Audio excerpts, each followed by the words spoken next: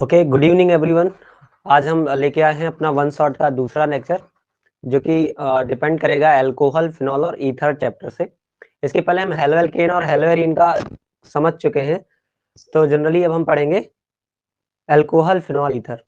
तो alcohol, phenol, ether में one shot में स्टार्ट कर रहे हैं हम सबसे पहले टाइप्स ऑफ अल्कोहल, या ऐसा कहें सबसे पहले नॉमेनक्लेचर से। तो नॉमेनक्लेचर में अल्कोहल, फिनॉल और ईथर देखना है। तो अगर हम अल्कोहल की बात करें, अल्कोहल, और बात करें किसकी, फिनॉल की, तो इन दोनों में सिमिलैरिटी ये है कि दोनों में OH होता है, क्योंकि अल्कोहल का जो रिप्रेजेंटेशन होता है वो भी OH ग्रुप होता है, और फिनॉल के साथ के बेंजीन में लगा होता है क्या, OH।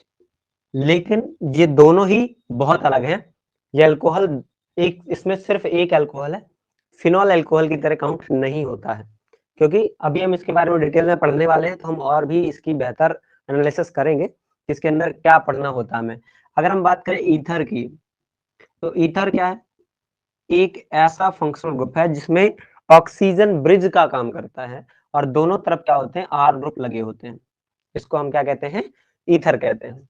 तो अल्कोहल, फिनॉल और ईथर, इनका ये हो गया रिप्रेजेंटेशन। अगर हम बात करें IUPAC में, IUPAC में OH को ऑल नाम दिया जाता है, फिनॉल को हम फिनॉल ही बोलते हैं, और आपके ईथरिक ग्रुप को ऑक्सी बोलते हैं, और एल्क के साथ में आता है तो एल्कॉक्सी बोलते हैं। ठीक, अदरवाइज सिर्फ ऑक्सी में ही इनका काम हो जाता है। अगर हम बात करें नॉमेनक्लेचर पार्ट की, तो उससे पहले हम समझ लेते हैं कि ये कैसे बन सकते हैं। जैसे हमारे पास में है RH।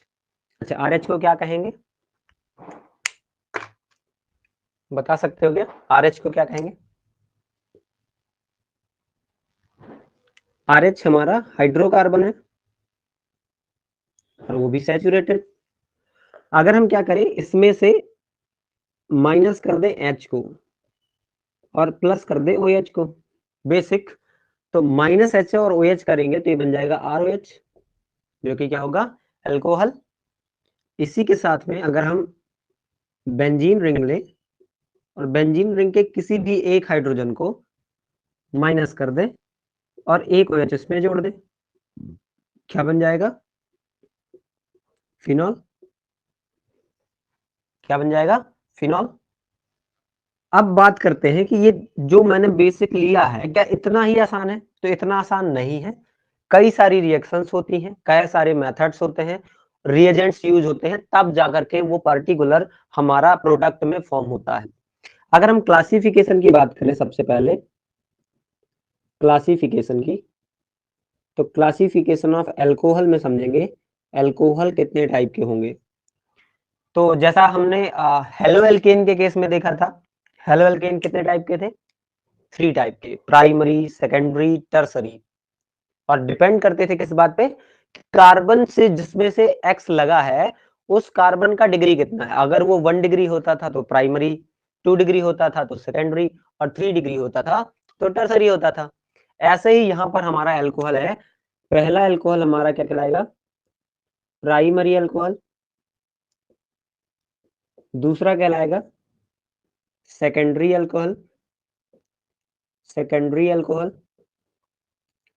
तीसरा कहलाएगा हमारा क्या, टर्सरी अल्कोहल, टर्सरी अल्कोहल। अगर हम प्राइमरी अल्कोहल की बात करें, तो प्राइमरी अल्कोहल क्या, R जब एक CH2 से और OH से जुड़ा हो, तो ये वाला कार्बन कैसा है, 1 डिग्री, जिससे R लगा हुआ है क्योंकि एक ही R है। अगर सेकेंडरी की बात करें, तो CH के साथ में OH लगा है, लेकिन ये CH कितने R ग्रुप रख रहा है, 2, इसलिए सेकेंडरी हो गया। यहाँ पर OH सीधे कार्बन से ही जुड़ा है, जो अपने पीछे R, R और R से जुड़ा है, तो इसको हम कह देते हैं 3 डिग्री अल्कोहल। क्लियर हुई बात, बताओ जरा एक बार।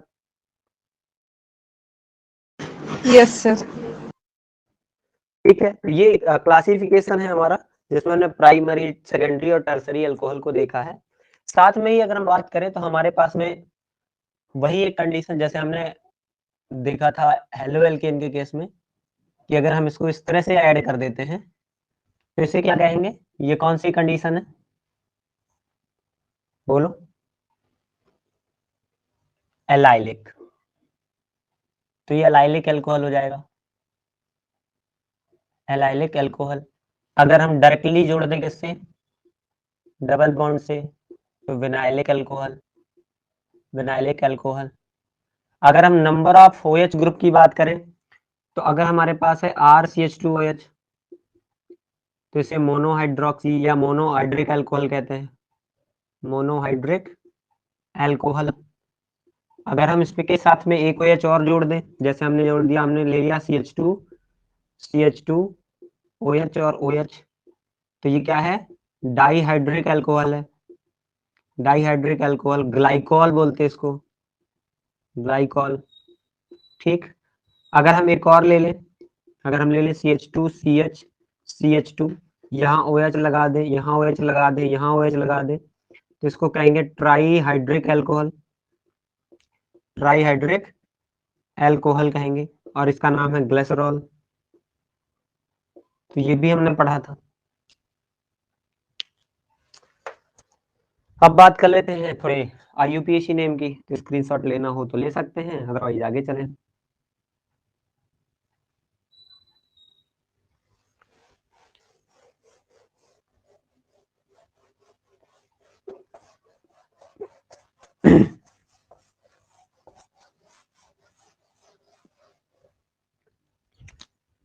IUPAC नेम में हम कुछ एग्जांपल्स लेके चलते हैं। पहले तो हम पढ़ेंगे किसके लिए, अल्कोहल के लिए, फिर कुछ फिनॉल के देख लेंगे और फिर ईथर के भी देख लेंगे। ठीक। अल्कोहल की बात करें तो हमारे पास है CH3CH2OH। तो IUPAC में इसको क्या कहेंगे, 1 2 2 मतलब एथ, सिंगल बॉन्ड N, और 1 पे लगा है ऑल, तो नेम हो गया इथेनॉल। अगेन जिसने भी नोमेनक्लेचर नहीं देखा है, बेसिक लेक्चर्स देख सकता है। अगर हम सेकंड की बात करें तो हमारे पास हो सकता है CH3CH2OH। अगर इसका नाम देखें तो 1 2 3, तो 3 कार्बन को कहते हैं प्रोप, सिंगल बॉन्ड N, और दूसरे पोजीशन पे लग गया ऑल, तो इसका नाम हो गया प्रोपेन 2 ऑल। ऐसे ही हमारे पास हो सकता है CH3CH3 सर एक बार और बता दीजिए थोड़ा। OH। हाँ और बता देते हैं, क्योंकि अगर हम देखो इस वाले को नंबरिंग की बात करें तो हमें ये सिखाया गया है कि जहां पर फंक्शनल ग्रुप पास पड़ता है या जहां पर फंक्शनल ग्रुप होता है वो ज्यादा प्रायोरिटी में रखा जाता है। तो OH क्योंकि डायरेक्टली इस कार्बन से जुड़ा था, तो हम इसको काउंट करते 1 और 2, तो हमें सिर्फ 2 कार्बन का चैन मिलता। इसको ना काउंट करते, इसको काउंट करते, तो भी हमें 2 कार्बन का चैन मिलता। लेकिन अगर हम इसको दूसरी पोजीशन पे बता दें, 1 2 और 3 कर दे, तो क्योंकि पहला ही रूल कहता है सेलेक्ट द लॉन्गेस्ट कार्बन चैन, तो हमने लॉन्गेस्ट कार्बन चैन सेलेक्ट कर ली, OH हमारा दूसरे पोजीशन पे चला गया, इसीलिए बढ़ गया प्रोपेन 2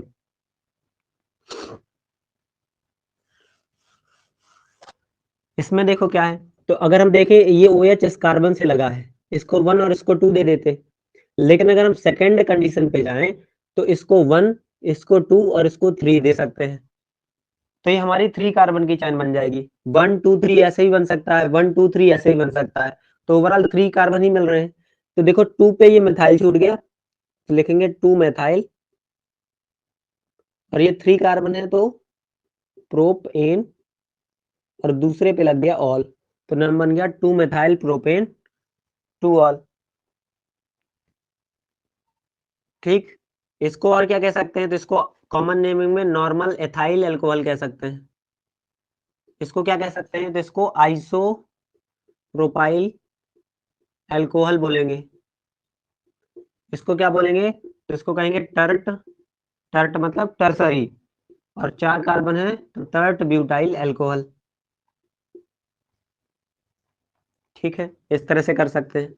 अगर हमारे पास में क्या आ गया, मोर देन OH आ गए लाइक दिस, तो क्या करेंगे, तो देखो ये वाला OH पहले पे पड़ रहा है, यहाँ से ये दूसरे में पड़ रहा है, तो नंबर यहाँ से 1 2 3 4, 4 को कहते हैं ब्यूट, सिंगल बॉन्ड है N, और देखो 1 पे और 3 पे डाई ऑल है, तो यहाँ का E भी रिटेन कर जाएगा, क्योंकि अगला वर्ड डाई यानी D है। भाई इतना ज्यादा फंसे हो गए। ठीक, तो ये अल्कोहल है। इसी तरह से अगर हम किसकी बात कर लें, फिनॉल की, तो फिनॉल का ये बेसिक स्ट्रक्चर है, मतलब ऐसा जो स्ट्रक्चर देखेगा उसे हम क्या कहेंगे, फिनॉल कहेंगे। तो कॉमन नेम में भी इसको फिनॉल कहेंगे, आईयूपीएसी नेम में भी फिनॉल कह सकते हैं, और कहा ही जाता है। अगर हम इसमें कोई सब्स्टिट्यूट लगाएं, जैसे हमने OH रख दिया और यहाँ CH3 लगा दी, तो इसको क्या कहेंगे, ये 1 पे है और ये 2 पे है, तो कहेंगे 2 मेथाइल फिनॉल, सिंपल सा है। या फिर क्या कह सकते हैं, कॉमन नेम में भी ऑर्थो है, ऑर्थो मेथाइल फिनॉल। अगर इस तरह से आ गया कुछ, यहाँ OH लगा है, यहाँ Br लगा दिया, यहाँ Br लगा दिया, यहाँ Br लगा दिया, तो 1 2 3 4 5 6, तो 2,4,6, 2,4,6 ट्राई ब्रोमो, और किस पे लगा हुआ है, फिनॉल पे।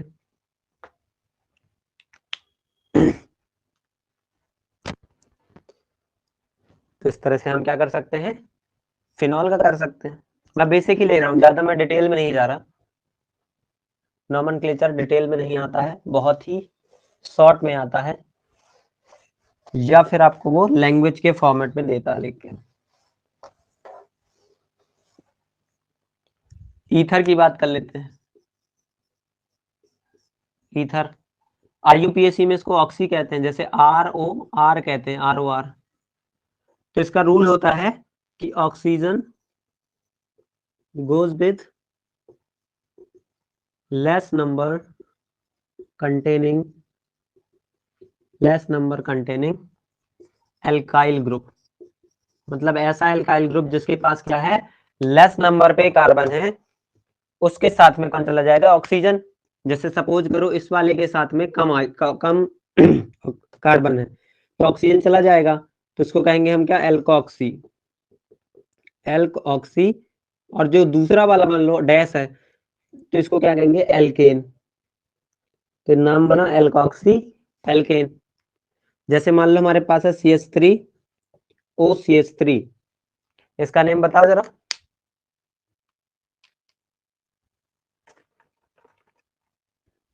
Die Maithil ether. हाँ, डाई मैथिल ईथर, ये कॉमन नेमिंग हो गई इसकी। कॉमन नेमिंग क्या होगी, 2 मेथाइल ग्रुप है, तो डाई मिथाइल ईथर। सही कह रहे थे, जो आईयूपीएसी बनेगा। अब क्योंकि दोनों एल्काइल में क्या है, सेम कार्बन है, तो किसी एक को दे देंगे ऑक्सीजन को। तो सपोज ये आ गया ऑक्सीजन पे, इसको नंबर मिलेगा 1, तो बन जाएगा 1 मेथॉक्सी मीथेन। ऐसे ही अगर हमारे पास आ गया CH3OC2H5, या फिर इसको डिटेल में लिख देते हैं CH2CH3। तो अभी क्या है, इसका कॉमन नेमिंग अगर देखें, तो ये मिथाइल है और ये इथाइल है, किससे लगे हैं, ईथर से, तो नेम बन जाएगा मिथाइल एथाइल ईथर। और आईयूपीएसी की बात करें, तो क्योंकि इस पे 2 कार्बन है और इस पे 1 कार्बन है, तो आईयूपीएसी तो लॉन्गेस्ट कार्बन की तरफ जाती है, तो ये चला गया 1 और ये चला गया 2, और ये कार्बन हो गया किसके साथ, ऑक्सीजन के साथ, तो इसको कहेंगे मेथॉक्सी। किस पे है, 1 पे, तो अगेन आईयूपीएसी नेम में क्या होगा, 1 मेथॉक्सी, और 2 कार्बन को कहते हैं ईथेन, 1 मेथॉक्सी ईथेन।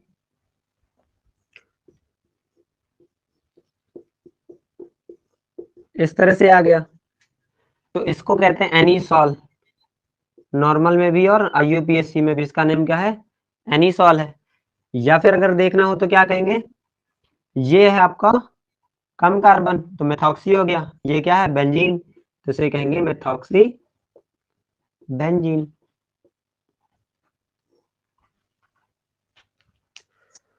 तो ये था नोमेनक्लेचर। 2 क्वेश्चन तुम्हारे लिए, बताओ जरा इनका नाम क्या है।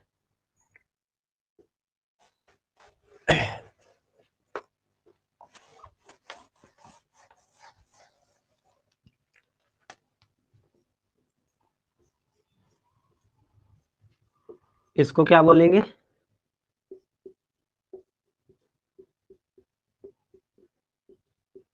इसको क्या बोलेंगे?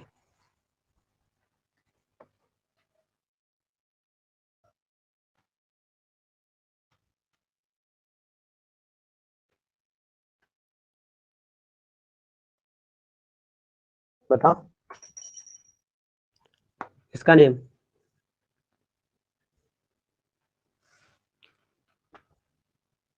भाई देखो, अगर इस पे हाइब्रिडेशन देखें तो ये sp2 है, इस पे देखें तो sp2 है, और इस पे क्या है अगेन sp3। तो ये क्या है? एलाइलिक ही तो है, एलाइलिक अल्कोहल। ठीक, जैसे मान लिया ये बेंजीन है, इस पे लगा दिया एक CH3, तो इसको कहते हैं टॉल्यूइन। क्या कहते हैं? टॉल्यूइन। अगर हम कहें कि इससे मैंने एक हाइड्रोजन को हटा दिया, कौन से वाले से? इस 1 डिग्री वाले से। इस 1 डिग्री वाले से क्या कर दिया? एक हाइड्रोजन हटा दिया, तो बनेगा क्या? CH2 और बॉन्ड ओपन। इसका नेम क्या होता था?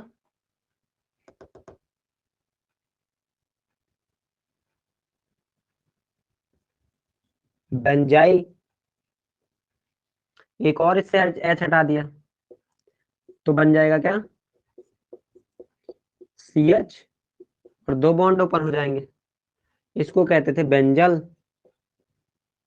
एक और हटा दिया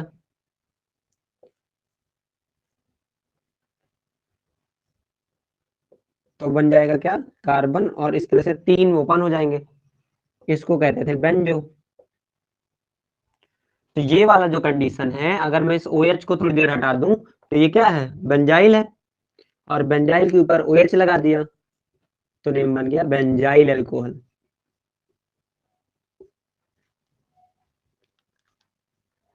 आया समझ?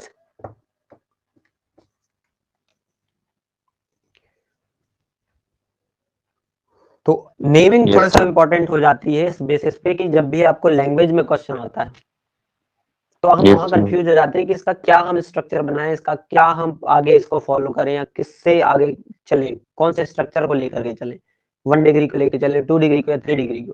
तब के लिए हमें स्ट्रक्चर्स बहुत इंपॉर्टेंट होते हैं। अब आते हैं मेथड्स ऑफ प्रिपरेशन में। तो सबसे पहले एल्कोहल का मेथड ऑफ प्रिपरेशन देखें।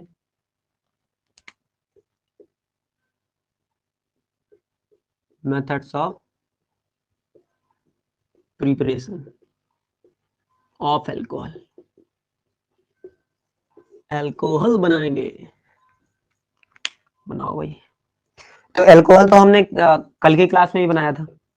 जैसे हमारे पास है कोई CH3Cl, इसकी रिएक्शन हम करा देंगे किसके साथ में? एक्वस KOH के साथ में। जब एक्वस KOH के साथ में कराएंगे तो क्या होगा? CH3OH बन जाएगा, साथ में KCl और H2O बाहर हो जाएगा। H2O क्यों बाहर होगा? कुछ बात नहीं, KCl बाहर होगा सिर्फ बस। और ये क्या था? ये आपका न्यूक्लियोफिलिक सब्स्टिट्यूशन था।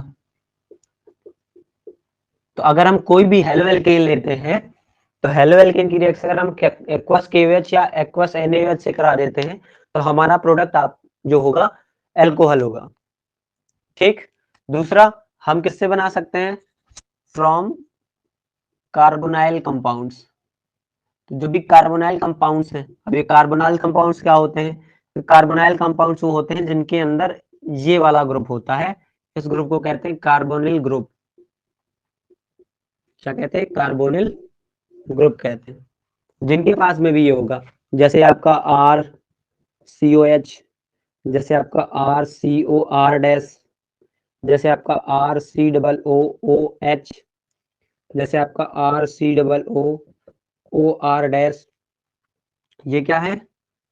RCHO है यानी कि एल्डिहाइड है, RCOR है यानी कि कीटोन है, ये आपका RCOOH कार्बोक्सिलिक एसिड है, कार्बोक्सिलिक एसिड। ये क्या है? तो RCOOR ईस्टर है।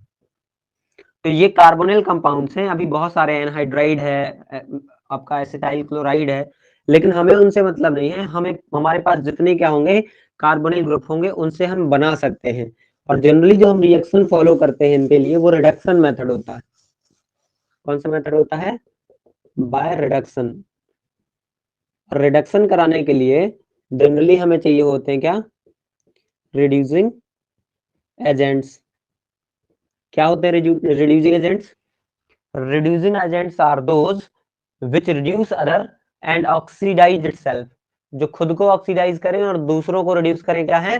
रिड्यूसिंग एजेंट्स हैं, such as LiAlH4, lithium aluminium hydride कहते हैं, NaBH4 sodium borohydride, H2PD, H2PT, H2Ni, आपका एक होता है H2PDBSO4। ठीक, ये सारे क्या हैं? रिड्यूसिंग एजेंट्स हैं। इनमें से हम यूज करके क्या कर सकते हैं? रिएक्शन परफॉर्म कर सकते हैं। सपोज हमारे पास क्या है, जैसे हमारे पास है CH3COOH, ये है हमारा एल्डिहाइड। तो अगर हम एल्डिहाइड की रिडक्शन मेथड कराएं, H2 से रिएक्शन करा दें, यहाँ पे चाहे Ni ले लें या PT ले लें या PD ले लें, तो जनरली करेगा क्या? ये इस CHO ग्रुप को, CHO को किस में बदल देगा? CH2H में। CHO को किस में बदल देगा? CH2H में। तो CH3CH2OH क्या बन जाएगा? प्राइमरी। तो एल्डिहाइड का अगर रिडक्शन कराते हैं तो प्राइमरी अल्कोहल बनता है। और अगर हम ले लेते हैं CH3COOCH3 और H2Ni इस तरह से रिएक्शन ले लेते हैं, तो होगा क्या? ये CO को किस में बदलता था? CH2OH में। लेकिन अभी यहाँ क्या बदलेगा? यहाँ H होता था एक्स्ट्रा में, तो CO को बदलना है किसमें? CHOH में। तो बन जाएगा CH3CHOH तो ये बन गया 2 डिग्री अल्कोहल। अगर हम लेते क्या है हमारा CH3COOH, अगर हम कार्बोक्सिलिक एसिड लेते हैं, तो यहाँ पर आपको ध्यान देना पड़ेगा कि पहली कंडीशन में हम लेंगे LiAlH4 और दूसरी कंडीशन में इसका हाइड्रोलिसिस कराएंगे H2O से। यानी कि हम लिथियम एल्यूमिनियम हाइड्राइड को ले रहे हैं और फर्दर उसमें H2O ऐड कर रहे हैं। तो ये क्या बना देगा इसको? CH3CH2OH में। भाई ऐसा हुआ क्यों? क्योंकि हम देखें तो कार्बोक्सिलिक एसिड का रिडक्शन कराएंगे तो कीटोन या फिर एल्डिहाइड बनेगा, और फिर एल्डिहाइड का फर्दर रिडक्शन कराना पड़ेगा। तो ऐसी कंडीशंस याद रखना है कि अगर इस तरह से 2 दी गई हैं तो हम इस तरह से परफॉर्म कर सकते हैं। तो ये मेथड था किसके साथ में? कार्बोनिल ग्रुप के साथ में।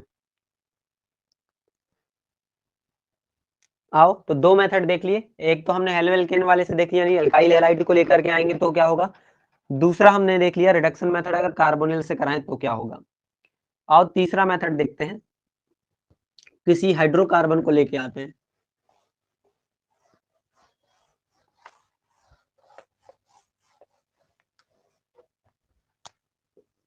तो तीसरे टाइप का मेथड है फ्रॉम एल्कीन।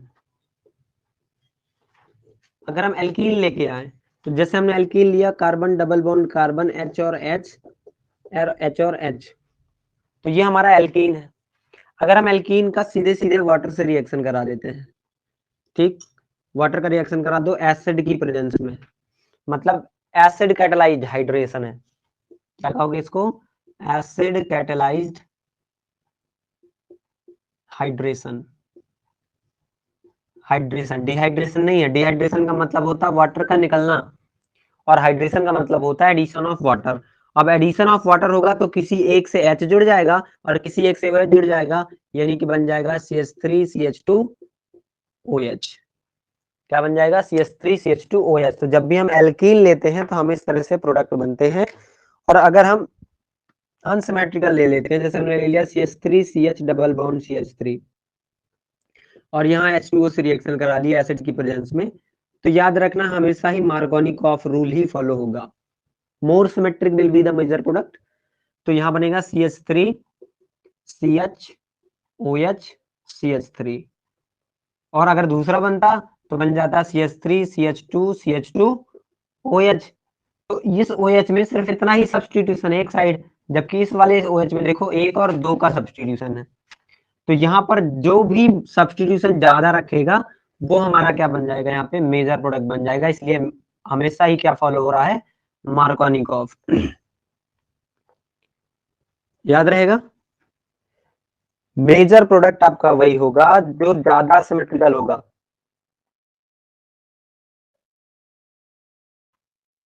चौथा देखते हैं, हाइड्रोबोरेशन। हाइड्रोबोरेशन किसका? Hydroboration oxidation reaction.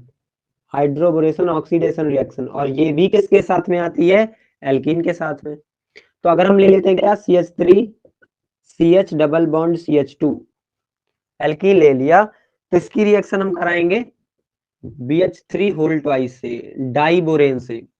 तो जब डाइबोरेन से कराएंगे तो बोरेन यहाँ पर +3 ऑक्सीडेशन स्टेट रखता है, और +3 ऑक्सीडेशन स्टेट में ये क्या बनाएगा? एक इंटरमीडिएट बनाएगा CH3 CH2CH, और इसका क्या? होल थ्राइस और बोरोन। इसकी हम परऑक्साइड की प्रेजेंस में, H2O2 प्रेजेंस में, बेस की प्रेजेंस में क्या कराएंगे? इसकी हाइड्रोलिसिस करा देंगे। तो ये बदल जाएगा CH3 CH2 में, जो कि 3 टाइम्स बनेगा, और साथ में निकल जाएगा यहाँ पर क्या हमारा, जो H3BO3 है, बोरिक एसिड, ये बाहर चला जाएगा।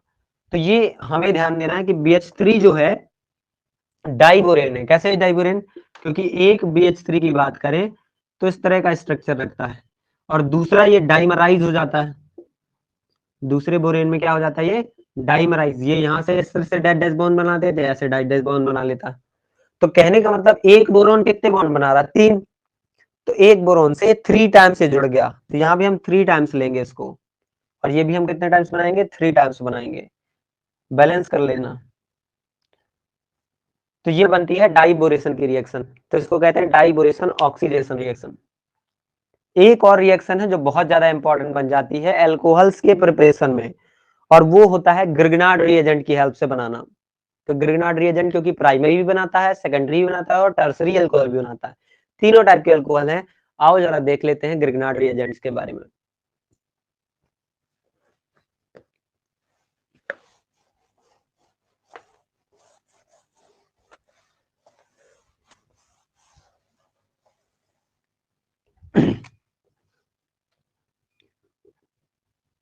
From Grignard reagent.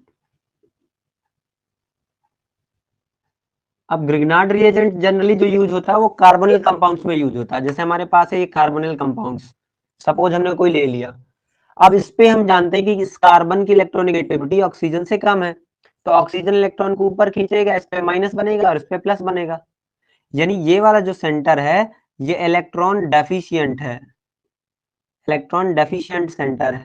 Electron deficient centre पे न्यूक्लियोफाइल अटैक करता है, तो RMgX को कहते हैं ग्रिग्नार्ड रिएजेंट। ये माइनस में रहता है और ये प्लस में, तो अब ये माइनस अटैक करेगा इस कार्बन के ऊपर और ये ऊपर चला जाएगा। तो जो प्रोडक्ट बनेगा वो कैसा बनेगा? R लग जाएगा इस तरह से, और यहाँ हो जाएगा OMgX। इसकी हम फर्दर हाइड्रोलिसिस करा देते हैं, तो ये यहाँ से ब्रेक हो जाएगा और बन जाएगा क्या? ROH, और साथ में निकल जाएगा MgOH, इस तरह से। तो कहने का मतलब है कि यहाँ अल्कोहल बन सकता है, बस अगर हम इस सबस्ट्रेट को बदलते रहें। जैसे हमने ले लिया HCOOH, HCHO कहते हैं इसको। ये क्या है हमारा? फॉर्मेल्डिहाइड, फॉर्मेल्डिहाइड है, ठीक। अगर इसकी रिएक्शन हमने करा दी CH3MgBr से, तो करेगा क्या? ये अटैक करेगा और बन जाएगा HCOMgBr, और यहाँ हो जाएगा H और यहाँ हो जाएगा CH3। फर्दर करा दी हमने हाइड्रोलिसिस H3O+ से, ये यहाँ से हट गया, बन जाएगा क्या? देखो CH3CH2OH, तो बन गया CH3CH2OH, और आपका MgOHBr बाहर निकल गया। अगर हमने इधर CH3 लगा दिया, COOH ले लिया, ये एल्डिहाइड है, कौन सा? एसिटाल्डिहाइड, एसिटाल्डिहाइड ले लिया। अगर इसकी रिएक्शन हमने करा दी किससे? अगेन CH3, और इसमें मैं 1 लिख देता हूँ याद रहने के लिए, बाकी 1 का कोई मतलब नहीं है। CH3MgBr, तो ये अटैक करेगा। ये हमारा पहले वाला CH3 है, ये CH3 जो हमने 1 वाला लिया था ये, और यहाँ पे बन गया OMgBr, और यहाँ H। फर्दर हाइड्रोलिसिस करा दी, ZnH2O भी ले सकते हैं इनकी जगह, ZnH2O, ठीक, तो ये बन जाएगा क्या, देखो 2 CH3 है, तो CH3 C CH3, इस पे 1 लगा देते हैं, और यहाँ H और यहाँ हो गया OH, और MgOH Br बाहर निकल गया। तो ये देखो 1 डिग्री था, ये आ गया 2 डिग्री।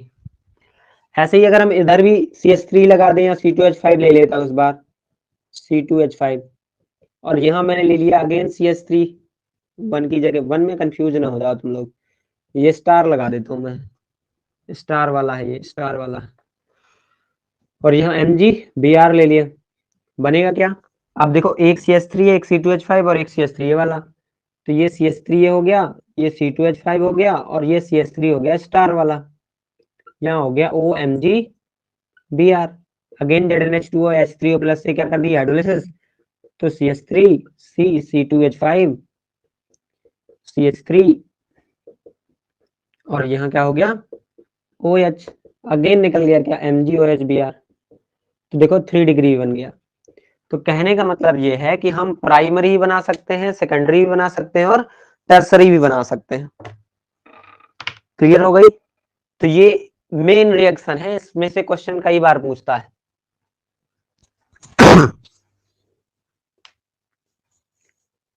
बोलो। अल्कोहल के मेथड ऑफ प्रिपरेशन थे, सर भूल जाती हैं ये। भूलती इसलिए है क्योंकि प्रैक्टिस नहीं करते हैं, फिर एक बार देख ली, हाँ हाँ ठीक है याद आई, अब आगे चलेंगे, इसमें परेशान हो जाते हैं। इसमें क्वेश्चन कैसे बना देता है? इसमें क्वेश्चन बनाता है थ्योरी में लिख के, आपको कंडीशन बेस्ड देता है। जैसे अभी इसका एक इम्पॉर्टेंट टेस्ट है, उसको भी दिखा देते हैं, लुकास टेस्ट कहते हैं उसको।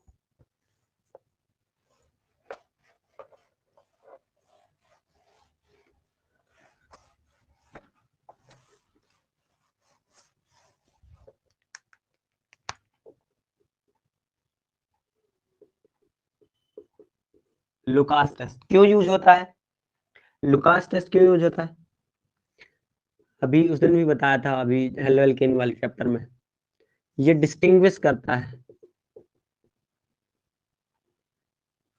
Distinguishes between alcohols. एल्कोहल अलग अलग है, प्राइमरी है सेकेंडरी है, उसके हिसाब से करते हैं। तो इसके लिए हमें यूज करना पड़ता है लुकास रिएजेंट। लुकास रिएजेंट क्या होता है, कंसंट्रेट हाइड्रोक्लोरिक एसिड, और साथ में रहता है ZnCl2। तो HCl और ZnCl2 अगर लाते हो आप साथ में, तो इसको कहते हैं लुकास रिएजेंट। करता क्या है, 1 डिग्री अल्कोहल, 2 डिग्री अल्कोहल और 3 डिग्री अल्कोहल, इन तीनों में ही अलग अलग परफॉर्मेंस करता है। अगर हम इसमें देखें तो जैसे हमने लिया RCH2OH और डाल दिया यहाँ पे क्या, इसकी रिएक्शन करा दी मान लो HCl से, और प्रेजेंस ले ली किसकी, ZnCl2 की। तो जब ये इससे रिएक्शन करता है तो ये बना लेता है RCH2Cl, और साथ में निकल जाता है क्या, H2O, क्या हो जाता है H2O। तो जनरली क्या है कि ये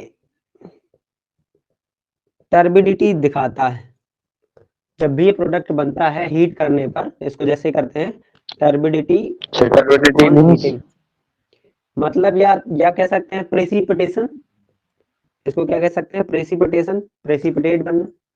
जब हीट करेंगे इतना कुछ डालेंगे तब जा करके बनेगा, ठीक, यस सर। जैसे हीट करेंगे तब बनेगा।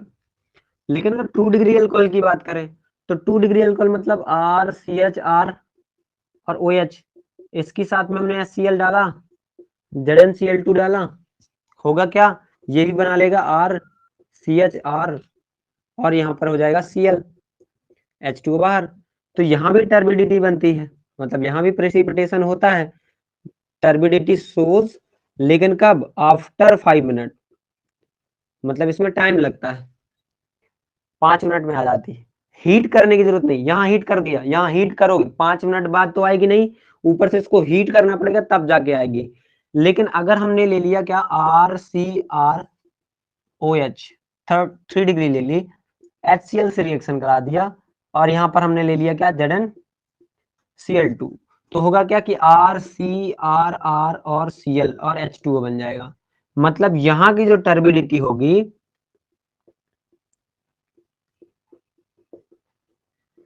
टर्बिडिटी shows या appears इमीडिएटली मतलब कहने का ये हुआ कि जैसे ही हमने ऐड किया वैसे ही हो गया। कई बार तो हमको सेक भी नहीं करना होता, नॉर्मली आ जाता है। देखो यहाँ पर क्या है, इन तीनों में डिफरेंस क्या है कि जैसे हमने लिया क्या, यहाँ पर लिया 1 डिग्री, एक टेस्ट ट्यूब ली उसमें 1 डिग्री अल्कोहल ले लिया, इसमें HCl डाला, ZnCl2 डाला, यानी पूरा का पूरा लुकास रिएजेंट इसमें डाल दिया, लेकिन कुछ भी होता नहीं दिख रहा। तो हमने इसको बर्नर के नीचे हीट करना चालू किया, जब हीट किया उसके बाद प्रेसिपिटेशन हुआ। अब दूसरा केस, हमने 2 डिग्री अल्कोहल लिया और लुकास रिएजेंट ऐड किया, तो हम बिना हीट अगर 5 मिनट देखेंगे तो धीरे धीरे उसका प्रेसिपिटेशन स्टार्ट हो जाएगा। ये 2 डिग्री था। 3 डिग्री लिया और लुकास रिएजेंट डालते ही क्या बन गया, टर्बिडिटी आ गई। इसका मतलब ये तीनों अलग अलग अल्कोहल्स हम देख सकते हैं। टाइम ले रहा है, हीटिंग करनी पड़ रही, तो 1 डिग्री अल्कोहल रहा होगा। 5 मिनट बाद दिखाई दे रहा है तो 2 डिग्री, और इमीडिएटली आ रहा है तो आपका कैसा हो जाएगा, वो 3 डिग्री अल्कोहल हो जाएगा। तो ये अल्कोहल की कहानी थी।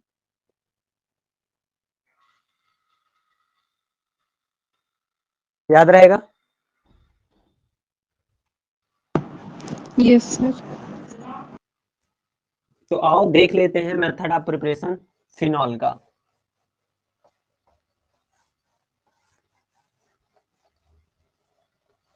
हाँ, लुकास टेस्ट दोनों ही बोर्ड में इंपॉर्टेंट रहता है।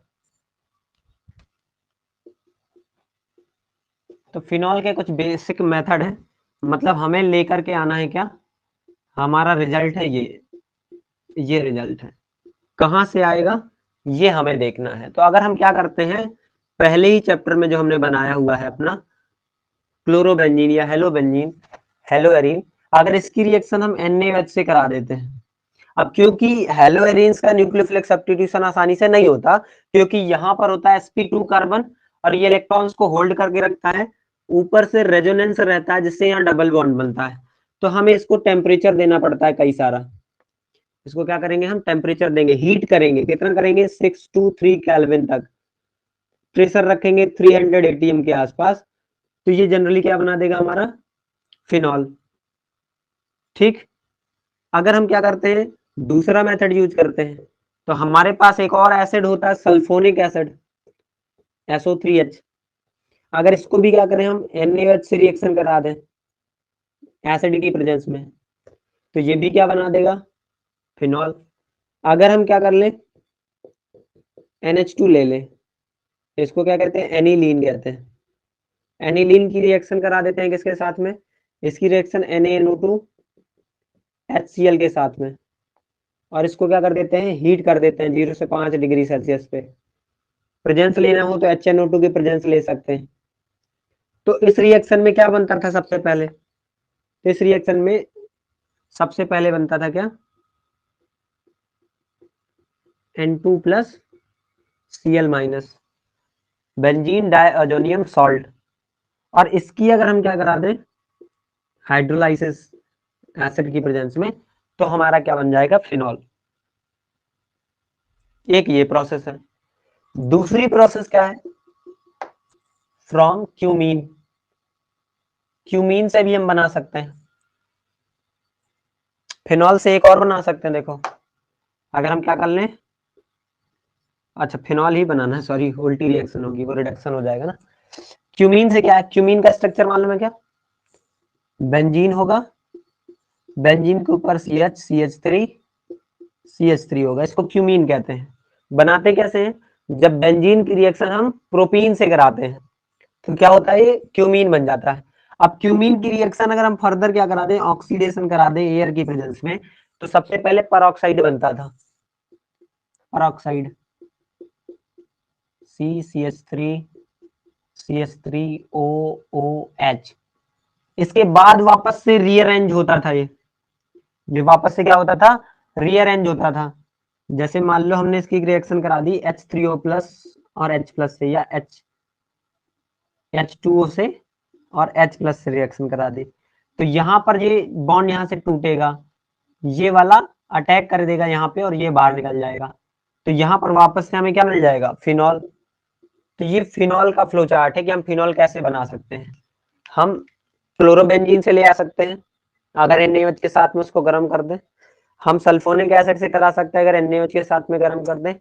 हम एनिलीन से बना सकते हैं बेंजोइन डाइजोनियम सॉल्ट से होते हुए, और ये वाला मेथड जहां पर हम क्यूमीन को डायरेक्टली यूज कर सकते हैं। तो ये सारी रिएक्शंस किसकी हैं? फिनॉल के मेथड ऑफ प्रिपरेशन की है। Physical properties. अब ये फिजिकल प्रॉपर्टीज हम दो चीजों की देखने वाले हैं। जनरली बात करें तो अल्कोहल की भी देखेंगे, फिनॉल की भी देखेंगे। तो अगर हम सबसे पहले बात करें अल्कोहल की, तो अल्कोहल का अगर मैं फॉर्मूला वापस लिखूं तो अल्कोहल का फॉर्मूला होता है ROH। इसके बाद इस पे होते हैं लोन पेयर। तो जब भी हाइड्रोजन किसी इलेक्ट्रोनेगेटिव एलिमेंट से जुड़ा होता है तो ये क्या कर सकता है, ये अगले मॉलिक्यूल या फिर अगले वाटर मॉलिक्यूल के साथ में क्या कर सकता है, ये इस तरह की हाइड्रोजन बॉन्डिंग कर सकता है। तो ये जो बॉन्डिंग हुई ये कौन सी हुई, ये इंटरमॉलिक्यूलर हाइड्रोजन बॉन्डिंग हुई, हाइड्रोजन बॉन्डिंग। और हाइड्रोजन बॉन्डिंग करता क्या है, अगर कहीं पर भी बॉइलिंग पॉइंट का कॉन्सेप्ट है तो ये डायरेक्टली प्रोपोर्शनल हो जाता है किसके, हाइड्रोजन बॉन्डिंग के। कहीं भी अगर सॉल्युबिलिटी का कॉन्सेप्ट है तो भी ये डायरेक्टली प्रोपोर्शनल हो जाता है हाइड्रोजन बॉन्डिंग की। ठीक, अगर हम बात करें किसकी, स्टेबिलिटी की, तो स्टेबिलिटी में भी क्या होता है जनरली, ये भी हाइड्रोजन बॉन्डिंग पे ही डिपेंड करता है। ठीक, लेकिन अगर बात करें, जैसे हमने ले लिया CH3OH और हमने ले लिया C17H35OH, तो अब मुझे आप ये बताओ, ये अगर A है और अगर ये B है तो मुझको बताओ जरा बॉइलिंग पॉइंट किसका ज्यादा होगा, A का ज्यादा होगा या B का ज्यादा होगा?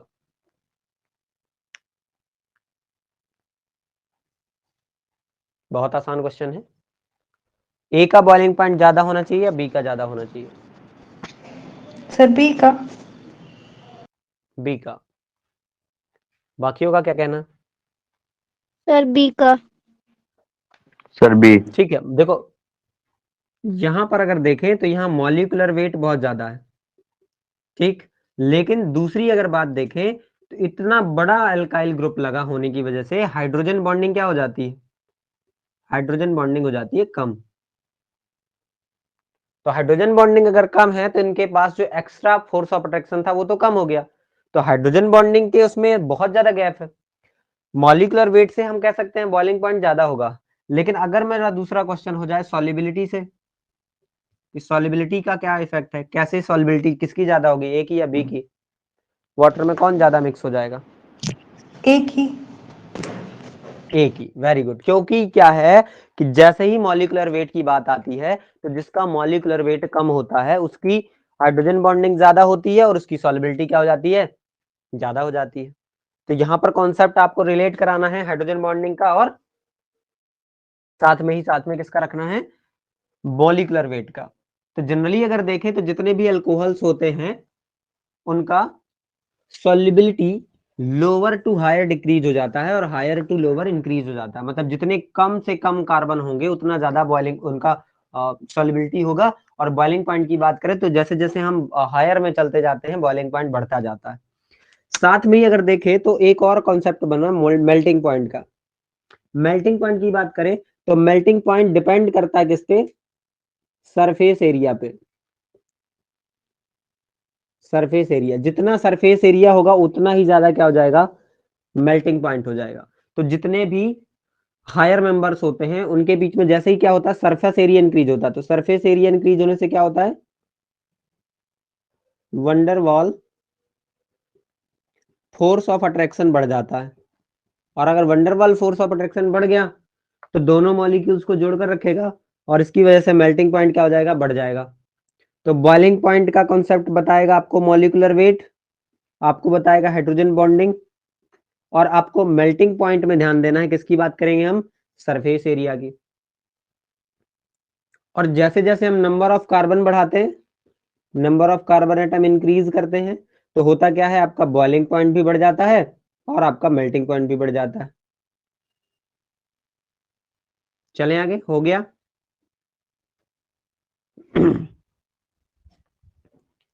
अब बात कर लेते हैं फिनॉल के केस में। तो फिनॉल के केस में जो इंपॉर्टेंट है वो उसका नेचर है। तो एक टॉपिक ही बन जाता है nature of phenol. Nature of phenol. तो फिनॉल का स्ट्रक्चर कुछ ऐसा होता है, और ऐसे स्ट्रक्चर में क्योंकि ये बेंजीन रिंग लगी हुई है और बेंजीन रिंग बहुत ही अच्छा रेजोनेंस इफेक्ट दिखाती है, और जब बहुत ही अच्छा रेजोनेंस इफेक्ट दिखाएगी तो ये भी इफेक्ट दिखाएगा। और अगर हम बात करें इस फिनॉल के केस में, तो इस फिनॉल के पास में OH ग्रुप है और OH के पास लोन पेयर है, और लोन पेयर इसके अंदर डोनेट किया जा सकता है। और अगर लोन पेयर इसके अंदर चला गया तो हमारा एक नया स्ट्रक्चर बनेगा रेजोनेंस की वजह से। यहां पर minus charge, double bond double bond double bond O और H, और यहां पर क्या बन जाएगा, प्लस चार्ज।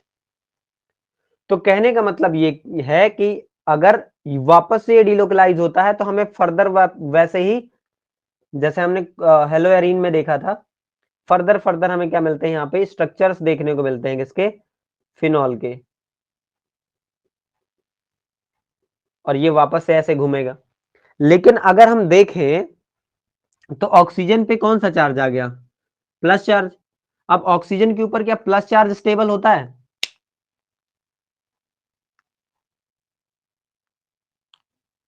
तो ऑक्सीजन क्या है, एक इलेक्ट्रोनेगेटिव एलिमेंट है, और अगर स्टेबल करना है उसको तो उसको हम नेगेटिव चार्ज ही दे सकते हैं, पॉजिटिव नहीं दे सकते। अगर पॉजिटिव दे रहे हैं इसका मतलब वो हाईली अनस्टेबल हो जाता है, और हाईली अनस्टेबल कंडीशन को अगर हम ये कहें कि इसने क्या करा, अपना यहां से लोन पेयर दे दिया, तो इसका एक स्ट्रक्चर बना हमारे पास कैसा, या मान लो इस तरह से इसको रिंग ही बना लेते हैं, यहाँ डबल बॉन्ड O और यहाँ H और यहाँ प्लस। ये कंडीशन हाईली अनस्टेबल है, और इस कंडीशन में ये क्या करेगा, H के इलेक्ट्रॉन निकाल देगा, और अगर ऐसा हुआ तो जनरली क्या बन जाएगा, यहाँ पे O पे माइनस चार्ज, और इस आयन को कहते हैं फिनॉक्साइड आयन। क्या कहते हैं, फिनॉक्साइड आयन। कैसे बना, तो ये बना जब भी हमने क्या करा, इसकी रिएक्शन करा दी किससे, किसी भी बेस से करा दी। तो बेस क्या करेगा, इसका H प्लस ले जाएगा और इस पे माइनस बना देगा। अब ये माइनस घूम घूम के स्टेबल हो जाएगा। कैसे घूम घूम के स्टेबल होगा, देखो जरा, क्योंकि ये फिनॉक्साइड आयन में कुछ इस तरह से बना हुआ है। अब ये माइनस यहां जाएगा, ये यहां आ जाएगा, तो एक नया स्ट्रक्चर बनेगा, माइनस यहां पे आ गया और डबल बॉन्ड ये हो गया। अभी ये फिर से जाएगा, ये आगे आएगा, नया structure, double bond minus charge double bond O, again ये उधर जाएगा, इधर आ जाएगा, ये फिर से एक नया स्ट्रक्चर, माइनस चार्ज इधर, double bond O, double bond. तो कहने का मतलब है कि जो फिनॉक्साइड आयन हो गया वो रेजोनेंस की वजह से स्टेबलाइज हो गया। अब रेजोनेंस की वजह से जो आयन बना था वो स्टेबलाइज हो गया, तो इसका मतलब जो H प्लस निकला है वो बहुत ही इजीली निकल जाएगा, बहुत ही इजीली निकल जाएगा। और अगर ये इजीली निकल गया तो हम ये कहेंगे कि जो फिनॉल है उसका नेचर कैसा है, एसिडिक है। तो अगर हम बात करें एसिडिटी की, ऑर्डर ऑफ एसिडिटी की, ऑर्डर ऑफ एसिडिटी की बात करें, तो जो आपका फिनॉल है उसके पास ज्यादा एसिडिटी होगी, ज्यादा एसिडिक करेक्टर होगा, फिर उससे कम होगा 1 डिग्री अल्कोहल का, फिर उससे कम होगा 2 डिग्री अल्कोहल का, फिर सबसे कम होगा 3 डिग्री अल्कोहल का। तो ये जो बना ये ऑर्डर ऑफ एसिडिटी है जो आपको याद रखना है। यहां से क्वेश्चंस बनते हैं कि why phenol is more acidic then alcohol. Sir nature of phenol दोबारा बता दीजिए सर। भाई नेचर ऑफ फिनॉल का मतलब क्या हुआ कि नेचर कैसा है, एसिडिक है, बेसिक है, न्यूट्रल है, कैसा नेचर है। तो हमने कहा अगर हम इसकी बेस से रिएक्शन कराते हैं तो ये एक तरह का आयन बनाता है जिसे फिनॉक्साइड आयन कहते हैं।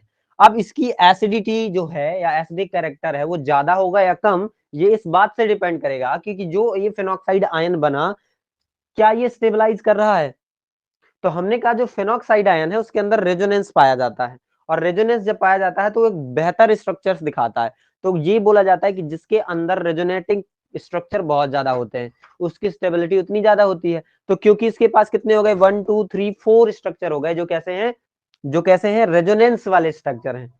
तो 4-4 स्ट्रक्चर होने की वजह से ज्यादा स्टेबल है, और अगर ये स्ट्रक्चर ज्यादा स्टेबल बन रहा है तो ये तुरंत ही निकल जाएगा। भाई जैसे मान लो मेरे पास एक ऐसी चीज है जिसकी वजह से मैं अनस्टेबल फील कर रहा हूं, लेकिन अगर वो जिसे मार्कर, ये वाला मार्कर अगर मेरे से दूर चला जाए तो मैं स्टेबल हो जाऊंगा, तो मैं क्यों नहीं इसको दूर करना चाहूंगा। तो अगर ये फिनॉक्साइड स्टेबल बन रहा है तो H+ जल्दी निकलेगा, और H+ जितना जल्दी निकलेगा उतना अच्छा एसिडिक। इसी वजह से फिनॉल क्या हो गया, ज्यादा एसिडिक हो गया, उससे कम एसिडिक हुआ 1 डिग्री, उससे कम एसिडिक हुआ 2 डिग्री, उससे कम हुआ 3 डिग्री। आ गया समझ में? Yes sir. आओ तो इसी की वजह से इसकी रिएक्शंस देख लेते हैं।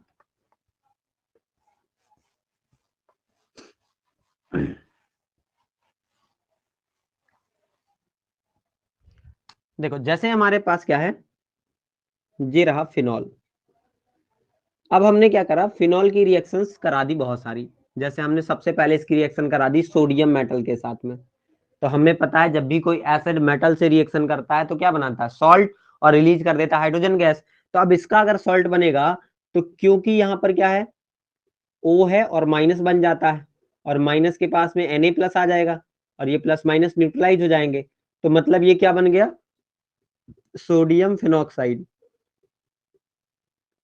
सोडियम फिनॉक्साइड क्या बन गया, सोडियम फिनॉक्साइड।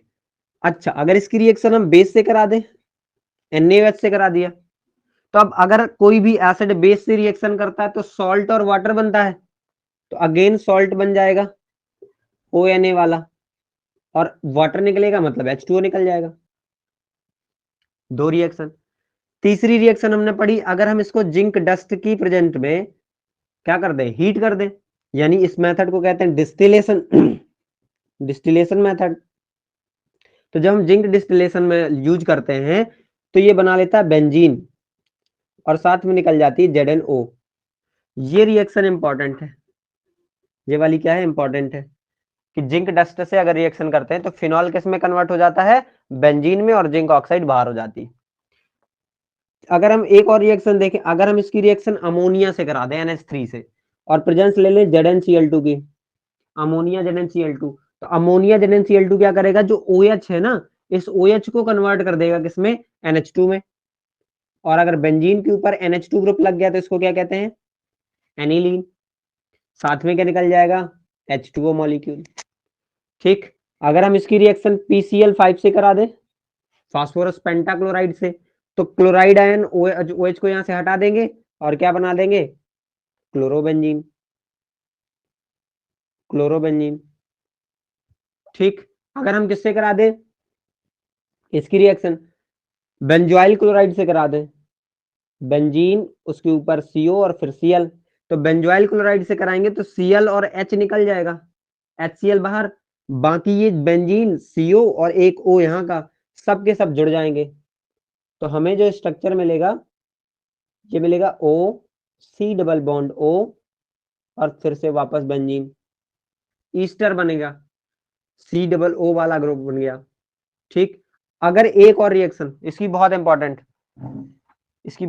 रिएक्शन मैं यहां रख देता हूं, अगर मैं इसकी रिएक्शन करा देता हूं Br2 से, किससे करा देता हूं, Br2 वाटर से, ब्रोमीन वाटर से, तो ये क्या करता है, एक तरह का सब्सटेंस बनाता है, यहाँ OH रहता है, यहाँ पे Br लग जाता है, यहाँ पे Br लग जाता है, यहाँ पे Br लग जाता है। ठीक, इसका नेम क्या होगा, ये 1 पोजीशन है, ये 2 3 4 5 6, तो 2 4 6, तो नेम क्या बना, 2,4,6 ट्राइब्रोमो, और किस पे लगा है, फिनॉल पे। इसका एक और बेहतर नेम है, अगर यहाँ दिख रहा हो तुम लोगों को, तो इसका बेहतर नेम क्या है, जस्ट अ सेकेंड, हाँ, इसका जो नेम है पिक्रिक एसिड के नेम से जाना जाता है, पिक्रिक एसिड। अब ये इसी नेम से भी पूछा जा रहा है, मतलब आपको 2,4,6 ट्राइब्रोमो फिनॉल बहुत कम देखने को मिलेगा, आपको पिक्रिक एसिड देखने को मिलेगा। तो आपको ध्यान रखना है, जब भी हम ब्रोमीन वाटर से कराते हैं रिएक्शन, तो ये क्या बनाता है, सिमेट्रिकल ब्रोमोफिनॉल बनाता है, या सिमेट्रिकल ट्राइब्रोमोफिनॉल बनाता है, जिसको हम पिक्रिक एसिड भी कहते हैं। याद रहेगा, बोलो। Yes sir. Yes sir. ठीक, ये हो गई ये वाली बात। अच्छा, इसका स्क्रीनशॉट ले लो, मैं इलेक्ट्रोफिलिक भी एक बार में ही निकाल देता हूँ सारी। सर ले लिया।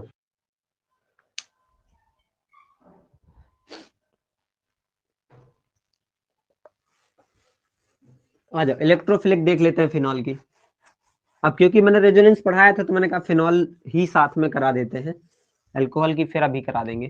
तो जैसे हमारे पास क्या है, वापस फिनॉल है। अब हमने अभी रिएक्शन कराई थी Br2H2O से, ये भी एक तरह की इलेक्ट्रोफिलिक है, और लेकिन इसमें ऑर्थो पैरा नहीं बन रहे, इसमें क्या बन रहा है, सिमेट्रिकल ब्रोमोफिनॉल बन रहा है इस तरह से।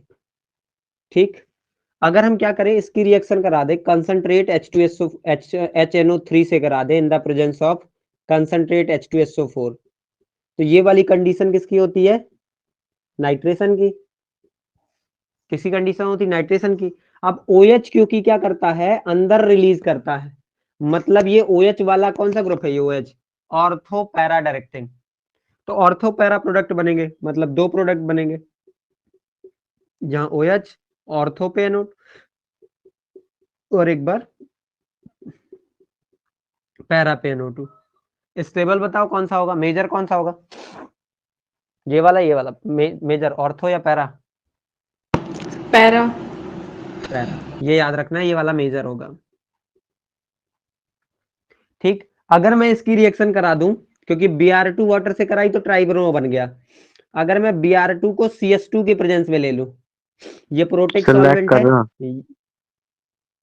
मेरे यहां तो नहीं हो रहा, ये हो गया प्रोटॉन वाला, हाइड्रोजन है इसके साथ में, ये हो गया कार्बन डाइसल्फाइड जिसके साथ प्रोटॉन नहीं, तो ए प्रोटेक्ट इनर्ट सॉल्वेंट है। तो अगर ऐसा इनर्ट सॉल्वेंट ले लिया तो तुम्हारे पास जो बनेगा वो ऑर्थोब्रोमोफिनॉल बनेगा और पैराब्रोमोफिनॉल बनेगा। ये याद रखना, आपको दोनों ही बना सकते हो आप, एक साथ ये वाला भी बना सकते हो, ये वाला भी बना सकते हो, बस सिर्फ सॉल्वेंट बदलना है यहाँ का। ठीक, अच्छा, अगर हमने इसकी रिएक्शन किससे करा दी, पहले कराई NaOH से, साथ में लिया हमने CO2 gas, NaOH CO2 gas और साथ में ले लिया एसिडिक मीडियम, तो ये इसको किस में बदल देगा, ये इसको बदल, OH तो रहेगा, यहां रहेगा COOH, क्या रहेगा COOH, और इसे कहते हैं सैलिसिलिक एसिड, सैलिसिलिक एसिड, ये इंपॉर्टेंट होती है।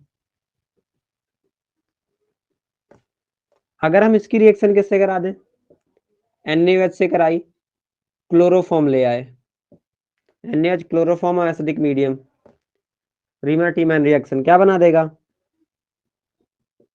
OH रहेगा, यहां CHO ग्रुप लग जाएगा, और इसे कहते हैं सैलिसिल्डिहाइड, सैलिसिल्डिहाइड। तो ये फिनॉल के केस की क्या है, इलेक्ट्रोफिलिक वाली रिएक्शन से।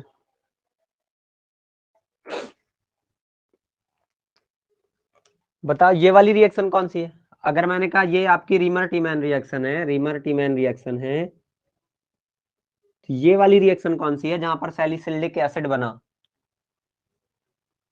बोलो।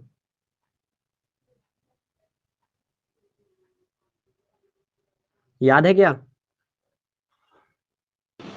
No sir. इसको कहते हैं कोलबेज रिएक्शन, ये याद रखना, आती हैं आपके बोर्ड में, कोलबे हो गई, रीमर्टीमैन हो गई, कोलबे सिमिट हो गई, आपका गटरमैन हो गई, गटरमैन कोच हो गई, गटरमैन एल्डिहाइड हो गई। तो इसका स्क्रीनशॉट ले लो, आगे चले। एक इंपॉर्टेंट रिएक्शन है फिनॉल की ही, हर साल देखने को मिलती है।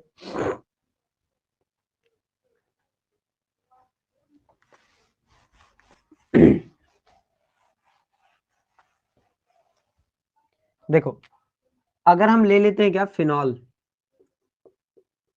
और इसका हम करा देते हैं ऑक्सीडेशन किसकी प्रेजेंस में, K2Cr2O7 potassium dichromate in the presence of H2SO4, तो ये एक प्रोडक्ट बदल जाता है, एक प्रोडक्ट में इस तरह का स्ट्रक्चर बनता है, और इसको कहते हैं बेंजोक्विनोन।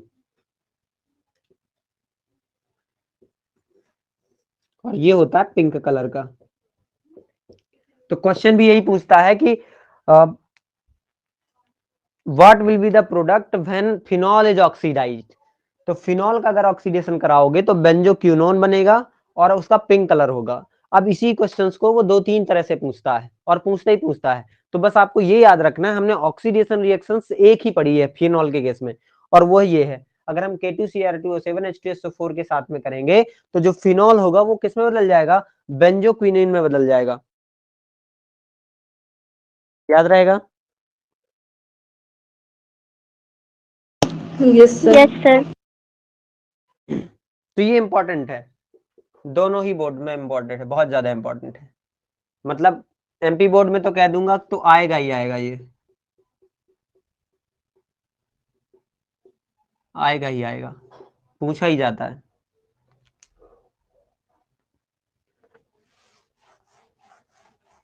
चलिए अब बात कर लेते हैं हम केमिकल प्रॉपर्टीज में अल्कोहल की। तो अगर अल्कोहल के केस में हमें रिएक्शंस देखनी हो तो हम कोई भी अल्कोहल उठा लेते हैं। सपोज हमने ले लिया यहाँ पर क्या, यहाँ पे ले लेते हैं C2H5OH, इथेनॉल ले लिया, इथाइल अल्कोहल ले लिया। अब इथाइल अल्कोहल की हम कई तरह से रिएक्शंस करा सकते हैं। जैसे हम सबसे पहले इसकी रिएक्शन कराएं HCl से, एनहाइड्रस ZnCl2 से। तो ये लुकास टेस्ट में हमने पढ़ा था, क्या बन जाता है C2H5Cl और साथ में रिलीज हो जाता है क्या H2O, एथाइल क्लोराइड बनता है। अगर हम इसकी रिएक्शन HI से करा देते हैं रेड फॉस्फोरस की प्रेजेंस में, हाइड्रोजन आयोडाइड रेड फॉस्फोरस, तो ये इधर क्या कर देता है, इसको रिड्यूस कर देता है, तो C2H6 बनता है।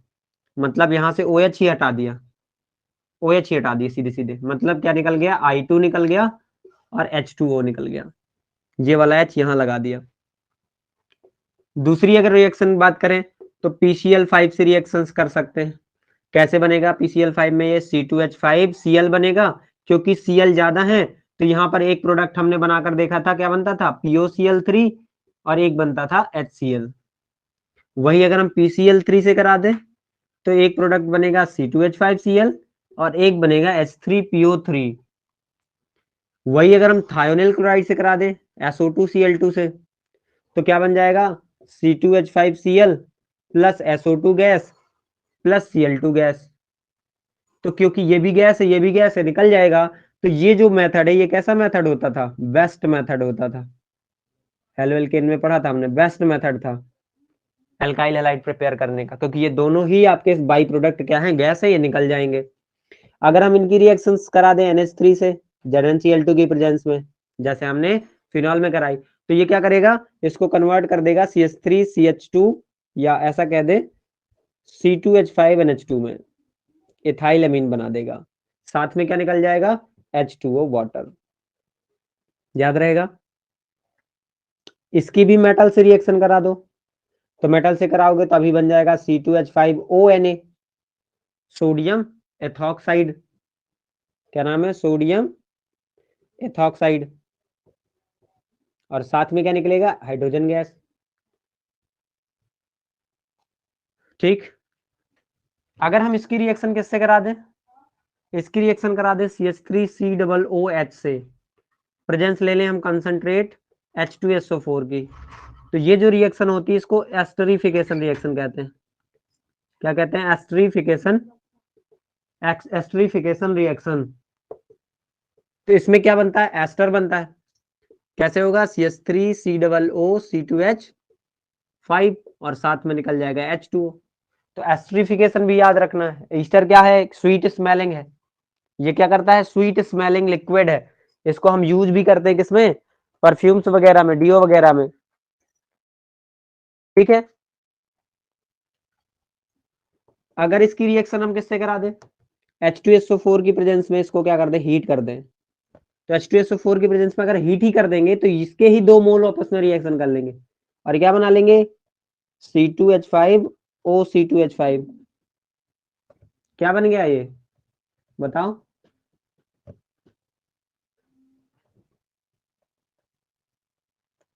ईथर डाई इथाइल ईथर बन गया। ईथर भी बन सकता है, ईस्टर भी बन सकता है, आपका ये पर्टिकुलरली जो हैलाइड बनाए हमने, हैलाइड बन सकते हैं, आपकी एमीन बन सकती है, बेंजीन खुद, ये आपकी सॉरी हाइड्रोकार्बन खुद बन सकता है। ठीक,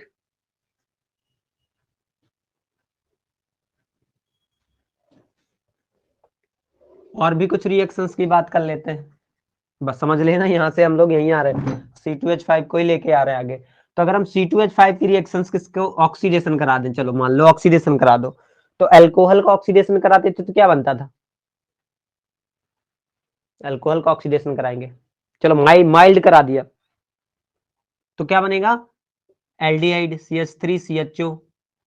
अब CH3CHO का फर्दर ऑक्सीडेशन करा दें तो बन जाएगा CH3COOH, दिख रहा है यहां तक, ठीक बन जाएगा। अगर हम इसको फिर से क्या करें, H2SO4 की प्रेजेंस में हीट कर दें, H2SO4 की प्रेजेंस में हीट कर दें, बस इस वाली हीट से उसका हीट ज्यादा होगा। अगर टेम्परेचर मेंशन करूं तो 413 केल्विन, और इसकी बात करूं तो ये 441 केल्विन, थोड़ा सा टेम्परेचर ज्यादा कर दिया तो कैटालिटिक डिहाइड्रेशन हो जाएगा, और क्या बन जाएगी, CH2 double bond CH2 alkene बन जाएगी, और क्या निकल जाएगा आपका, H2O निकल जाएगा बाहर। अगर हम क्या करें, कॉपर मेटल की प्रेजेंस में हीट कर दें, ठीक, कॉपर मेटल की प्रेजेंस में हीट कर दें इसको अप्रोक्स 573 केल्विन, तो ये क्या करता है, ये इसको एल्डिहाइड में कन्वर्ट करता है और बना देता है CH3CHO, साथ में क्या निकल जाता है, हाइड्रोजन गैस, डिहाइड्रोजिनेशन हो गया, कैटालिटिक डिहाइड्रोजिनेशन। और कैटालिटिक डिहाइड्रेशन, ये डिहाइड्रेशन है क्योंकि H2O का मॉलिक्यूल निकला है, और ये डिहाइड्रोजिनेशन है क्योंकि H2 निकला है, ये ध्यान देने वाली बात है। लास्ट रिएक्शन है, अगर हम इसकी I2 से रिएक्शन करा दें, किसकी प्रेजेंस ले लें, NaOH की, तो I2NaOH से जब एथेनॉल की रिएक्शन कराओगे तो ये क्या बना लेगा, ये CHI3 बना देगा। इसको कौन सी रिएक्शन कहते हैं, आयोडोफॉर्म रिएक्शन, आयोडोफॉर्म रिएक्शन। तो ये जो रिएक्शंस हैं आपके सामने, ये अल्कोहल की है, एक साथ एक ही जगह पे। आप जितनी बार इनको लिखोगे उतनी बार इनमें आप हैबिचुअल हो जाओगे, आपको उतना ही बेहतर समझ में रहेगा ये। तो एक चीज और बतानी है, चलो अगर इसका स्क्रीनशॉट ले लिया हो तो आगे चलें।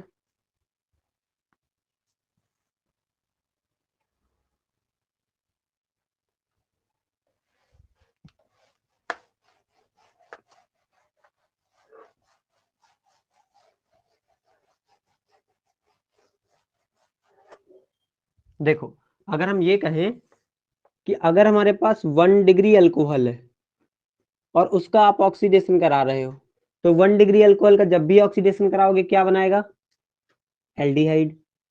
अगर आप 2 डिग्री अल्कोहल लेके चलते हो और 2 डिग्री अल्कोहल का आप ऑक्सीडेशन कराते हो तो कीटोन बनेगा। 3 डिग्री अल्कोहल लोगे तो इसकी जो नॉर्मल रिएक्शंस हैं वो पॉसिबल नहीं है। तो जब नॉर्मल रिएक्शन पॉसिबल नहीं है तो हम यही समझेंगे, इसमें क्या कहेंगे, इसको नो रिएक्शन। ये क्या है, ये याद रखने वाली बात, याद रखने वाली बात। दूसरी, ये जो है क्या है बताओ, अभी हमने कहा फिनॉल है ये, साथ में इसको याद रखना, इसको कार्बोलिक एसिड भी कहते हैं। क्या कहते हैं, कार्बोलिक एसिड, और ये पूछा जाता है, ये इंपॉर्टेंट है, ऑब्जेक्टिव क्वेश्चन में पूछ लेता है, व्हाट इज कार्बोक्सिलिक एसिड, याद रहेगा। Yes sir. तो अल्कोहल समझ लिया पूरी तरह से, फिनॉल समझ लिया पूरी तरह से, अभी बारी आती है किसकी, ईथर की।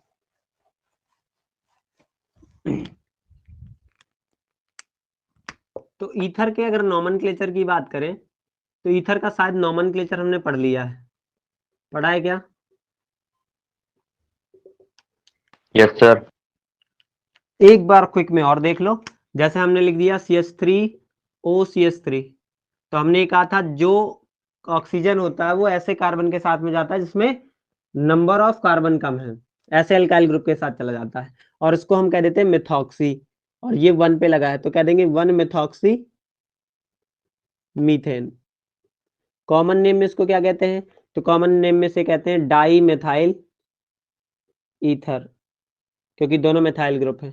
अगर डिफरेंट कर दें तो डिफरेंट करने पर इस पे 2 कार्बन हो गए, तो ऑक्सीजन अगेन इसके साथ में जाएगा, और इसका नाम क्या बन जाएगा 1 पे 2 पे, तो 1 मेथॉक्सी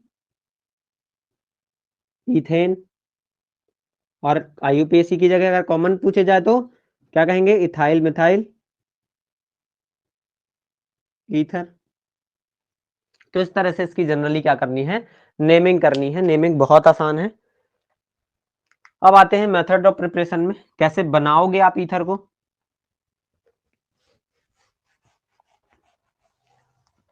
तो सबसे पहला क्या है मेथड इसका,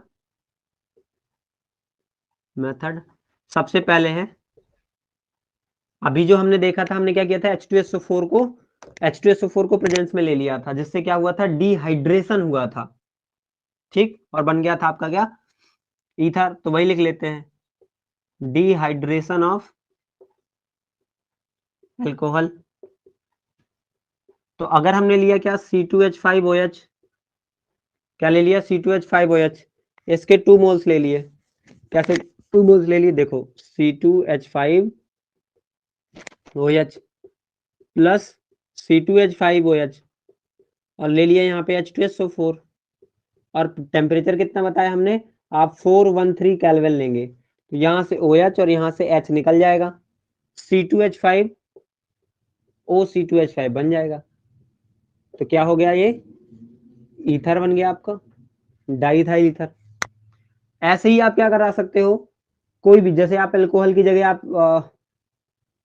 हैलाइड ले लो, एल्केन ले लो, हेलो एल्केन ले लो, जैसे आपने ले लिया C2H5Cl, क्या ले लिया, C2H5Cl, इसको आपने हीट कर दिया Ag2O के प्रेजेंस में, या Ag2O के साथ में हीट कर दिया, तो क्या होगा, AgCl बाहर निकल जाएंगे, 2 मोल्स लगेंगे, 2 AgCl बाहर, बनेगा क्या, C2H5O C2H5 साथ में निकल गया 2 AgCl। तो ये भी क्या बन गया आपका, ईथर। एक ये मेथड है, ठीक।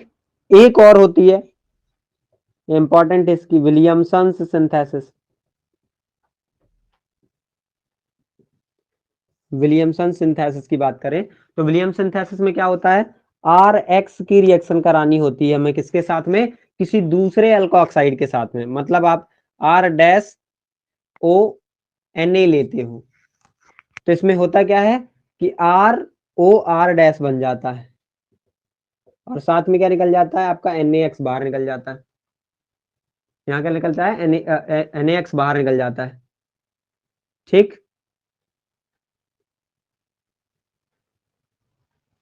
यहां पर ध्यान देने वाली बात क्या है, कि ये जो आप एल्काइल हैलाइड ले रहे हो, एल्काइल हैलाइड, अगर ये रहा 1 डिग्री, अगर ये कैसा रहा 1 डिग्री रहा, तो जो प्रोडक्ट बनेगा वो आपका ईथर होगा। लेकिन अगर ये कैसा है 3 डिग्री है, अगर ये कैसा है 3 डिग्री है, तब जो प्रोडक्ट बनेगा वो एल्कीन बनेगा, ये याद रखना है, क्योंकि फिर वो बेस की तरह काम करने लगेगा 3 डिग्री के साथ में, क्योंकि 3 डिग्री कार्बोकेटाइन ज्यादा स्टेबल हो जाता है, तो इसलिए कार्बोकेटाइन बनेगा, और कार्बोकेटाइन तभी बन सकता है जब ये X बाहर निकलेगा, और ये बेस की तरह भी काम कर सकता है। तो ये ध्यान देने वाली बात है, अगर एल्काइल हैलाइड के साथ में 1 डिग्री, मतलब एल्काइल हैलाइड ही 1 डिग्री का है तो ईथर बनेगा, और अगर एल्काइल हैलाइड 3 डिग्री का है तो आपका एल्कीन बनेगा।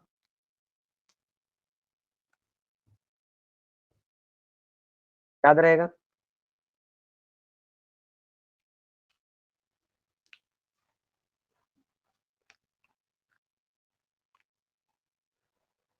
चलो फिर आगे चलते हैं।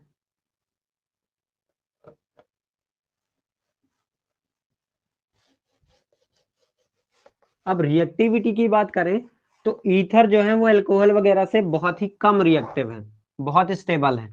ईथर क्या है, बहुत ही स्टेबल है। लेकिन जब हम और इसके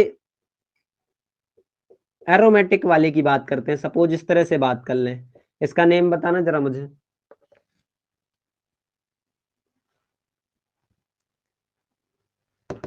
क्या नेम है इसका?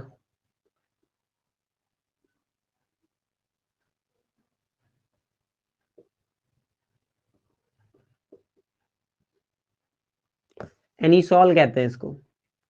अब क्योंकि यहाँ पर क्या है, लोन पेयर है और ये वाला जो ग्रुप लगा है ये प्लस आई लगा है, तो प्लस आई से अपने इलेक्ट्रॉन ट्रांसफर करेगा इंडक्टिव इफेक्ट से, तो ये लोन पेयर तुरंत ही कहाँ चले जाएंगे, रिंग के अंदर, और ये ऐसे बन जाएगा। और अगर ऐसा हुआ तो फिर से वही रेजोनेटिंग वाले स्ट्रक्चर लाइक दिस, यहाँ प्लस चार्ज, फिर से ये यहाँ और ये यहाँ, तो एक नया structure again minus double bond OCH3 plus ये अगेन यहाँ ट्रांसफर, ये यहाँ ट्रांसफर। तो कहने का मतलब इसमें भी क्या हो रहा है, रेजोनेंस इफेक्ट दिख रहा है, और रेजोनेंस इफेक्ट दिखने की वजह से जो प्लस चार्ज बन रहा है वो कहां पर है, ऑर्थो पे, पैरा पे। मतलब ये क्या है, ऑर्थो पैरा डायरेक्टिंग है। मतलब इसके जो प्रोडक्ट बनेंगे वो कैसे बनेंगे, ऑर्थो पैरा डायरेक्टिंग बनेंगे। मतलब अगर हम इसकी रिएक्शंस कराने लगे इलेक्ट्रोफिलिक सब्स्टिट्यूशन, और सबसे पहले हम इसकी क्या करा दें, बताओ, नाइट्रेशन करा दें सबसे पहले। तो नाइट्रेशन क्या है, कंसंट्रेट HNO3 कंसंट्रेट H2SO4, तो वापस से वही बनेगा ना, सेम टू सेम, दो प्रोडक्ट OCH3 यहाँ पर और यहाँ पर NO2 group, ortho nitro anisole, और एक बनेगा पैरा नाइट्रो एनिसॉल। अगर हम इसका ब्रोमिनेशन करा दें, Br2 करा दें FeBr3 की प्रेजेंस में, तो क्या करेगा ये, OCH3 यहाँ पे, एक Br यहाँ पे, OCH3 और एक Br, तो अगेन ऑर्थो पैरा ब्रोमो बनेंगे।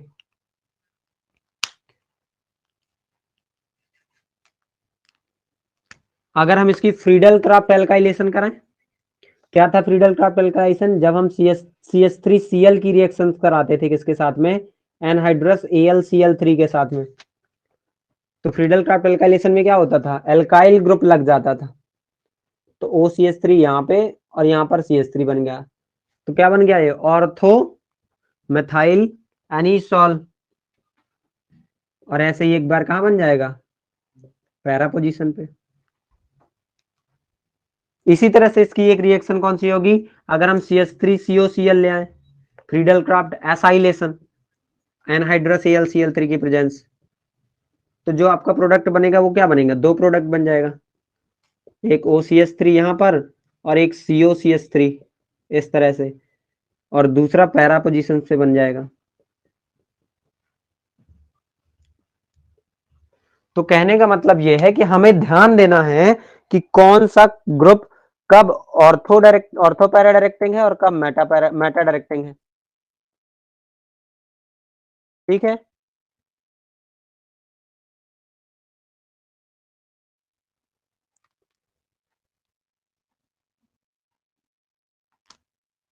एक आध रिएक्शन और देख लो। अगर हम क्या करते हैं, किसी भी ROR डैश की रिएक्शन HX से करा देते हैं, एल्काइल हैलाइड से करा देते हैं, एल्काइल हैलाइड से, तो वापस से क्या बन जाता है, ROH अल्कोहल, और वापस से क्या बन जाता है, RX बन जाता, अलग हो जाता, तो ये प्रोडक्ट बनता है। अगर हम किसी एरोमेटिक की करा दें, OR इसकी करा दें HX से, तो ये भी क्या करेगा, इसको कन्वर्ट कर देगा किसमें, फिनॉल में, और RX अलग हो जाएगा। और HX में रिएक्टिविटी की बात करें, तो HX में रिएक्टिविटी का जो ऑर्डर होगा, रिएक्टिविटी वो सबसे पहले कौन करेगा, जिसका साइज बड़ा होता है, मतलब HI पहले करेगा, फिर HBr, फिर HCl। ये क्या हो गया यहाँ पे, पर्टिकुलरली इनके ऑर्डर पे आ गया। डन। Yes, तो ये sir. ईथर की कुछ रिएक्शंस थे इंपॉर्टेंट। हमने क्या क्या देख लिया, हमने पहले चैप्टर का वन शॉट देख लिया, जिसने भी नहीं देखा वो देख सकता है अपने रिकॉर्डिंग वीडियो पे। दूसरा हमने फिनिश किया आज क्या, अल्कोहल फिनॉल ईथर। अब जो हम नेक्स्ट डे से स्टार्ट करेंगे वो हमारा एल्डिहाइड कीटोन कार्बोक्सिलिक एसिड होगा, थोड़ा सा लेंदी है लेकिन उसको भी कोशिश करेंगे थोड़ा सा स्पीड में लेने की। तो तब तक बने रहो, लाइक करो, शेयर करो, सब्सक्राइब करो।